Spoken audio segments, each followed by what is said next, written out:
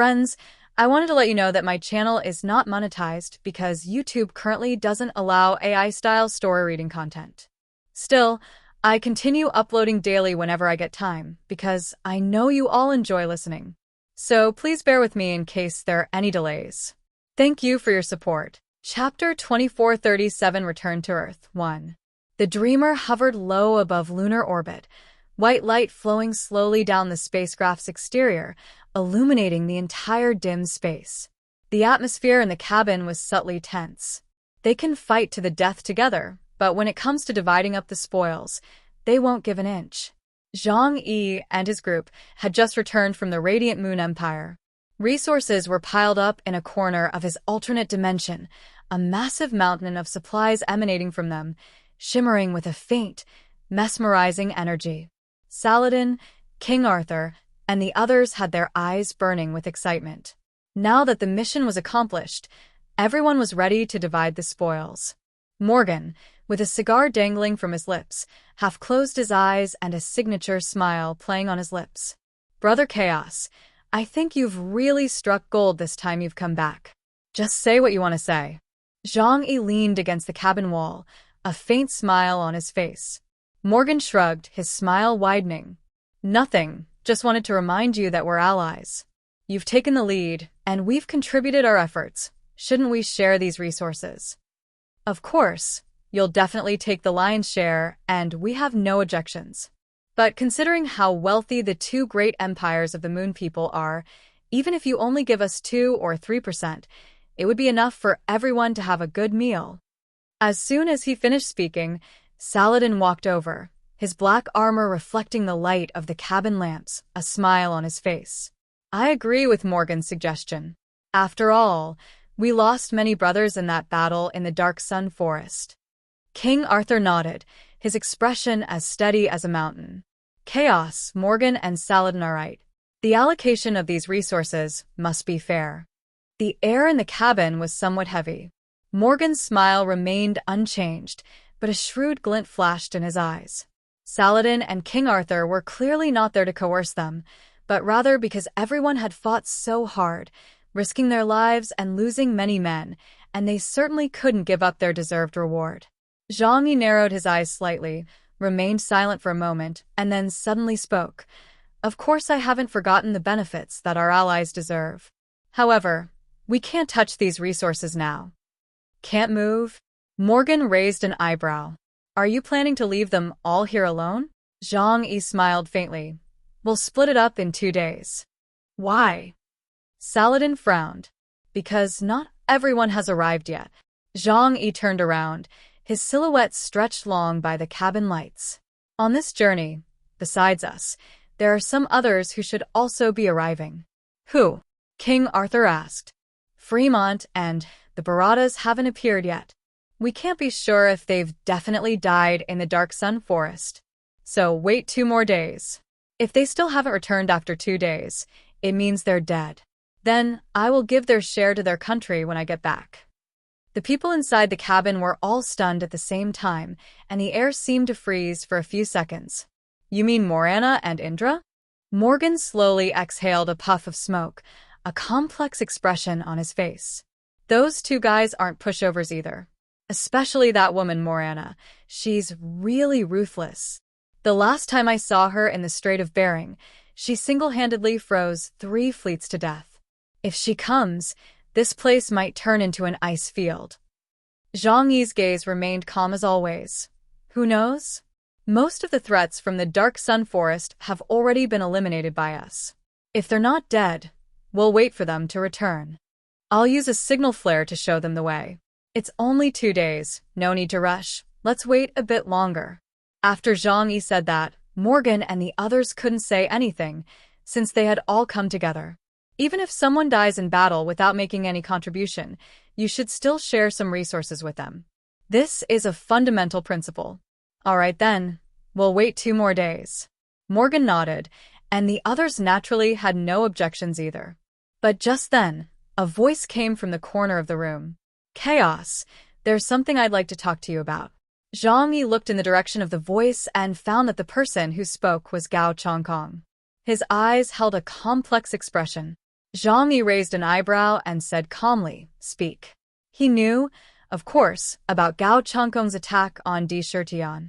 Gao Changkong was taking a gamble, but unfortunately, despite his meticulous planning, he ultimately couldn't overcome the opponent's fate. Now, he has missed his best opportunity. If it weren't for the sneak attack, it wouldn't have been easy for him to defeat Indra. Therefore, it's best not to face him. Gao Changkong looked around and said in a low voice, "I want to go back to Earth first." Everyone was taken aback. "What?" Saladin raised an eyebrow. "You've only been back a short while, and you're already in such a hurry to leave?" Gao Changkong gave a wry smile and shook his head, saying, "I have some special reasons. Anyway, Chaos, give me what's due to me first. Then give me a spaceship. That shouldn't be too difficult for you, right? As for how much to give me, you can decide." He acted very magnanimously, but that was only because he knew that with Zhang Yi's current strength, how resources were allocated depended entirely on his mood. Zhang Yi monopolized all the resources and didn't share any with anyone else. Everyone could only sulk in their hearts, and who would dare to break ties with him? Zhang Yi glanced at him for a moment, then nodded. "Fine. Since you want to leave, I won't force you to stay." Small spaceships are indeed not a problem for Zhang Yi. The Dreamer has more than a dozen escape pods, enough to accommodate about 10 people to return to Earth. However, he will deduct the cost of the escape pod from Gao Changkong's share of resources. "I will arrange a spaceship for you, with ample energy and a modified navigation system that can bypass the main space passage and return directly to Earth's orbit. At the same time, your supplies will be placed directly on the spaceship." Soon, a small spaceship slowly left the lunar surface and headed towards Earth. High in the sky, Gao Changkong stood in front of the porthole, looking at the ground with a complicated expression.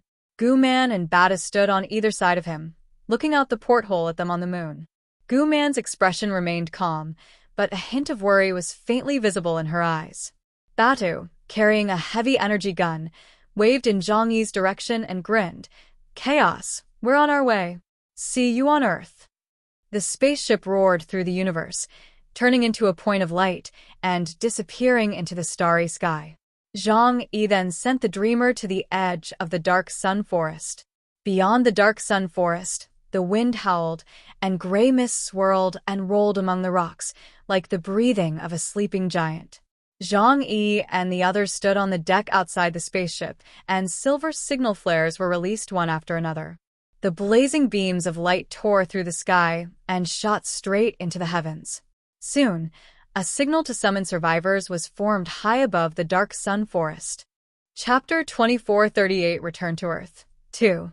A signal flare pierced the sky, its red light like a flaming arrow, penetrating the gray mist and illuminating the desolate dark sun forest. Zhang Yi lay quietly on the sofa, his eyes slightly narrowed, his gaze fixed on the distant dark sun forest shrouded in black mist. The signal has been sent. Now it's time to wait for a response. However, he was not sure whether Indra and Morana were still alive. After all, even the Asgardian court in Northern Europe was almost completely wiped out. Now only Hela, the goddess of death, is still alive, but given her status and position, she has no right to speak with giants like Zhang Yi and King Arthur. At this point, she needed Zhang Yi and the others to get back to Earth. After sending the signal, Zhang Yi leisurely ate snacks and rested with his eyes closed on the Dreamer. After the battle ended, I felt much more relaxed, and he began to slowly savor the meditation methods given to him by the Black Moon Priest. Upon closer examination, it was discovered that it shares a striking similarity with Wang Yangming's The Philosophy of Mind. It seems that the study of mental power ultimately leads to the same conclusion, despite different paths. The signal was sent out less than half a day later. A slight ripple came from the wind, and the air seemed to freeze for a moment. Zhang Yi turned around, a subtle expression on his face. Faintly, ripples appeared in the distant sky, as if something was approaching. Soon after, a figure appeared at the end of Zhang Yi's line of sight. The man walked out alone, silently, step by step, from the edge of the dark sun forest. He was wearing a tattered Brahmin robe, his hands clasped together, and a serene smile on his face. The hem of her robe fluttered gently with her steps, and she exuded a mysterious radiance. It is Indra. This guy really isn't so easy to kill. Zhang Yi squinted and said calmly. Indra walked very slowly, his steps steady and deliberate, as if he were comprehending the mysteries of the universe with each step. Zhang Yi stared intently at him, a question flashing through her mind. Indra's image remains as we remember, with his hands clasped together and a warm smile on his face, as if a god descended to earth, transcendent and ethereal as the wind. Zhang Yi used to hate him for this, feeling that this person had made showing off his instincts. But looking at him again today, he seems almost perfectly natural. He seems different now. What happened to him in the dark sun forest? Zhang Yi was a little curious. At this moment, Indra possessed an indescribable aura, as if he had undergone some tremendous change, or as if he had experienced some irreversible shift in fate. The others also noticed Indra's arrival, so they went up to the deck and lowered the gangway. Emperor Shirtian raised his head, smiled and nodded slightly to the crowd, and then boarded the dreamer. Indra slowly approached the group. He bowed slightly, clasped his hands together, and greeted Zhang Yi with a respectful gesture. His tone remained as gentle as ever. Chaos, King Arthur, His Majesty Saladin, and Mr. Morgan, it's been a long time. His voice was clear and penetrating, but to Zhang Yi it sounded deeper, as if it contained some kind of invisible power. King Arthur smiled politely. It's good that you're back. He saw no one else around Indra, and realized that all the Bharatas who had come with him were dead. Of course, Gao Changkong and the other two have already been confirmed to have defected, so they cannot be considered as their people. Thinking of this, Morgan and the others all revealed a meaningful look on their faces. The losses suffered in this battle will likely lead to a dramatic change in Bharata. This is a good thing for them. Zhang Yi looked at Di Shirtian, a slight smile playing on his lips. You're back. It seems everything went smoothly. Indra's gaze was like an eternal abyss, calm yet carrying a hint of mystery. His smile remained unchanged, but it revealed an unspoken depth. I've gone to chase my destiny. Zhang Yi raised an eyebrow. Chasing destiny? Do all you charlatans like to talk like this? Is it so hard to speak like a human being? He took a step closer, his tone inquiring. What exactly did you experience in the dark sun forest? Indra did not answer directly, but only sighed softly. His deep eyes seemed to be traversing endless time and space, looking into the distance, as if he was pondering some extremely complex question. He slowly raised his head, his hands clasped together in prayer position unchanged, his tone still calm, yet carrying a hint of something unusual. Fate is a river. Some people go upstream, while others go downstream. No matter which path you choose, there is no turning back. You mean you've accepted your fate? Zhang Yi's lips twitched. He always felt that this person was either showing off or on his way to showing off. There's no way around it, they're charlatans. How else can they fool people? Fate's arrangement is not forced, but a choice. Indra said slowly. I chose to go with the flow and pursue that invisible force. No matter the outcome, I have embarked on this path. Zhang Yi remained silent, a complex emotion suddenly welling up inside him. He could sense the change in Indra, an unfathomable transformation, as if Indra had detached himself from a certain level of divinity and entered a deeper realm. Perhaps this guy really had some extraordinary encounter, which led to his enlightenment. What do you think you're pursuing? Zhang Yi finally asked, his eyes still calm, trying to find more clues from Di Shirtian's words. Indra looked at him, smiled slightly, and slowly said, What I pursue is destiny itself, the ultimate truth unknown to others. Every being will eventually face the judgment of destiny. And whether we can grasp this destiny is the most important thing. This is not ordinary thought, but the words of some being that transcends human understanding.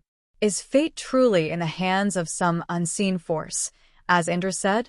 Although Zhang Yi didn't quite understand, he thought it sounded very impressive.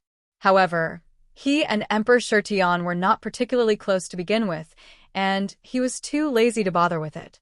Anyway, it's good that you're back. Why don't you eat something and have a cup of hot tea to rest? Let's wait and see if anyone else comes back. We'll set off back to Earth the day after tomorrow. Only then did a somewhat speechless expression appear on Indra's face. Back to Earth? Has the problem with the moon been solved? Zhang Yi glanced at him indifferently. Otherwise what? Do you think we came here for tourism? Indra's eyes widened slightly, and he could no longer maintain his arrogant expression. Chapter 2439 Return to Earth 3. Indra thought he had seen the trajectory of fate and had a very amazing encounter here. I originally planned to come back and use my great power to help Zhang Yi and the others save Earth, but you told him that everything was already over? He hasn't even started pretending yet. A crack appeared in Indra's usually faint smile. He suppressed the urge to complain and nodded stiffly. Yeah, it's good that it's resolved. However, he suddenly remembered something, and his gaze sharpened. Have any of you seen Gao Changkong? He stared at Zhang Yi, a strange glint flashing in his eyes. Gao Changkong said when he attacked him that it was all directed by Zhang Yi. As the strongest ruler of the Kingdom of Borneo, Zhang Yi certainly had reasons to do so. Zhang Yi's face showed no flaw. He was afraid of running into you, so he slipped away first. At this point, a mocking smile appeared on Zhang Yi's lips. You guarded against it day and night, but in the end you still couldn't prevent it. But I'm very curious, how did both of you survive? I thought at least one side would be eliminated. Indra snorted. I am the chosen one favored by fate. How could I be so easily harmed? However, his eyes turned cold. I will definitely kill that guy with my own hands. He didn't argue with Zhang Yi here. Gao Changkong's words had planted a thorn in his heart. He couldn't be sure if Zhang Yi had instructed him to do it, but he had some thoughts about it. Circumstances dictate his actions. He wouldn't be foolish enough to break ties with Zhang Yi here. After receiving Zhang Yi's signal, many people in the Dark Sun Forest began their journey home. After all, Zhang Yi was recognized as the most powerful person in this operation, except for a very few overconfident individuals who disagreed. Therefore, after Zhang Yi sent the signal, they felt that they should still respect the other party. Following the signal arrows, Fremont's Pantheon forces began their march out of the Dark Sun Forest. The leader of Fremont's team was naturally Morana, the goddess of winter. She wore ice-blue armor, her steps were steady, and her expression was cold. Following Morana were several of Fremont's generals, the god of thunder, Perrin, the god of fire, Darzaborg, and the god of the moon, Jusserberg. They all looked exhausted, covered in wounds, and breathing heavily. But his eyes still held a fierce fighting spirit. Darzaborg's fiery red eyes swept around, while Jusserberg looked at Morana with a puzzled expression. We've only been in the Dark Sun Forest for less than 2 days. Why are we going back already? Morana gazed into the distance, a thoughtful look in his eyes. She glanced at Jusserberg, her expression still cold. Perhaps the Huashu Kingdom's team has encountered danger. Or perhaps they have made a new discovery. As allies, we share both glory and loss. We need to help them. After all, this is the duty of the strong. Darzaborg muttered under his breath. We haven't cleared out all the enemies, reached the heart of the Dark Sun Forest, or found the spark. Now we have to turn back. What about our mission? And how are we going to explain this to the Lunarians? We have to get through this no matter what. Jusserberg calmly stated, Chaos is a creature unaware of danger. When it sends out a distress signal, it means the situation has reached an extremely dangerous point. If we are even a moment late, they could be completely wiped out. Perrin nodded. The Fremont people would never abandon their friends. With the Pantheons number 1 and number 2 having spoken, Darzaborg and Jusserberg had no choice but to swallow their opinions. In the end, it's up to us to save everything. A proud smile appeared on Darzaborg's lips. Darzaborg, clad in fiery red armor and carrying a massive flaming battle axe, moved with thunderous force, each step seemingly causing a tremor in the air. Jusserberg stood beside him, holding a crescent-shaped scimitar, his face grim. Of course. I don't know how many people are still alive. This Dark Sun Forest is fraught with danger. Not everyone is like us. possessing the strength to kill those who have been corrupted by mental pollution. They have every reason to be proud because not long ago, they joined forces to kill a mental polluter with a superpower index of 45,000. This gave them a great deal of self-confidence. The two followed behind Morana, while the warriors behind them followed silently, their bodies covered with scars from their experiences in the dark sun forest, but their eyes showed no fear, instead filled with a joyful fervor. Finally, they left the dark sun forest and saw the dreamer ship moored outside. The absence of the expected battle scene left Morana and the others somewhat puzzled. However, they still went over and were led onto the spaceship by Zhang Yi, who lowered the gangway. Many people have gathered here, including King Arthur, Saladin, and Morgan. Morana immediately frowned, his expression somewhat displeased. Because Zhang Yi and the others looked very relaxed, they didn't seem to have encountered any major trouble. Perrin walked over with a smile and patted Zhang Yi's arm. "Brother, it's good that you're all right. I was really worried that you two might run into trouble after we separated." Zhang Yi shrugged. It's all right. I've always valued my life, so I'm not the type to get into trouble easily." Morana suddenly spoke coldly. "Why did you call us here in such a hurry?" Her icy blue eyes stared at Zhang Yi with intense dissatisfaction, as if she wouldn't let him off easily unless he gave her a satisfactory answer. Everyone knows that Morana, the goddess of winter, is someone who takes her missions extremely seriously. She gave up on going deeper into the dark sun forest to come and meet them.